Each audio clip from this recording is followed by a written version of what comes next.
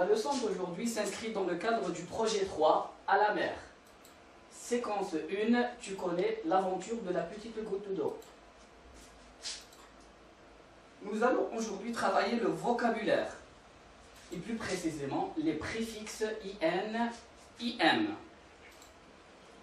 Je vous invite à aller chercher vos manuels scolaires et de les ouvrir sur la page 72, les petits. C'est bon? C'est fait? Bon. Vous allez y trouver cette image. Je vais vous demander maintenant qui sont les personnages indiqués par des flèches. Je vous laisse un temps pour réfléchir. Très bien. Yacine et la grand-mère. Félicitations les petits. Maintenant, où sont ces personnages? Bon, très bien. Ils sont à la mer. Maintenant, je vais vous demander d'essayer de me nommer les objets indiqués avec des flèches rouges. Nous avons ou bien un objet, une flèche, 2, 3, 4 et 5. Je vous donne un petit temps pour réfléchir. Très bien, on va essayer de les nommer ensemble. Un seau, un ballon, une goutte d'eau, un parasol et un livre. Bravo mes petits. Bon, nous allons prendre le seau. Observez dans quel état il est. Comment il est ce seau? Il est cassé. Très bien. Nous allons écrire le seau est cassé. Très bien. Donc, est-ce qu'on peut l'utiliser? Oui, on peut l'utiliser. Ou bien non, on ne peut pas l'utiliser. Je vous laisse réfléchir, mes petits. Très bien. Je suis sûr que vous avez trouvé la bonne réponse. Le seau est inutile. Bravo. Nous allons prendre maintenant le mot inutile. Voilà. Nous l'avons séparé en deux parties. La première partie est en vert. Elle est appelée préfixe. Quant à la seconde partie, est appelée radicale. Très bien. Pour être plus clair, les enfants, le préfixe est une syllabe qu'on ajoute avant le radical pour former un sens contraire ou opposé. D'accord?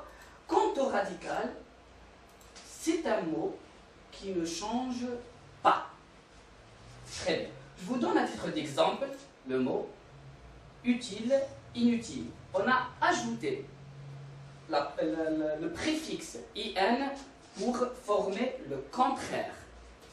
Maintenant, est-ce qu'il est possible de le remplir avec de l'eau? Possible. Est-ce que je peux le remplir? Ou bien c'est impossible? Je ne peux pas le remplir. Regardez la fuite. Je vous donne un peu de temps pour réfléchir. Très bien les enfants. Il est impossible de le remplir. Regardez qu'est-ce que j'ai fait. J'ai séparé le mot en deux, comme le mot précédent. Regardez, nous avons le préfixe et le radical. Mais pourquoi avoir ajouté IM? Bon, vous avez remarqué que le P est en bleu, les enfants. Bon, donc, la règle dit que les mots qui commencent par le P et le B et le M prennent IM pour former le contraire, mes petits. Très bien, bravo. Pour finir, les préfixes IN et IM sont des syllabes qu'on ajoute au début de certains mots pour former un sens contraire ou opposé. Le préfixe IM est placé devant les mots qui commencent par M, P et B. Très bien. À titre d'exemple, connu, inconnu. Buvable, il y a le P. Imbuvable. Très bien, mes petits. On passe à l'application. J'ai choisi une application qui est sur votre manuel scolaire. Je vous invite à aller à la page 73, à l'activité 2 qui est tout en bas. Bon, elle est accessible chez soi. Alors, mes petits, la consigne est: écris dans ton cahier le contraire des mots suivants. Essayez de lire le mot, s'il vous plaît, les enfants. Acceptable. Achevé, ça veut dire que c'est terminé. Attendu.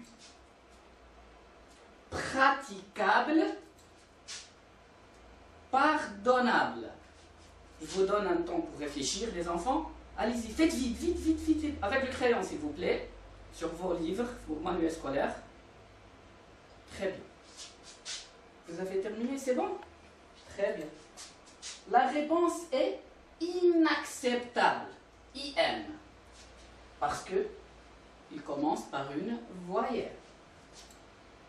Inachevé. Inattendu. Attention les enfants. Le mot commence par un P. Donc, très bien. Impraticable. Et pour finir, impardonnable. Très bien. Ainsi s'achève cette leçon. J'espère que vous avez bien compris et bien suivi le cours. Au revoir mes petits. لا تنسوا الاشتراك في القناة، الضغط على الجرس، الإعجاب بالفيديو.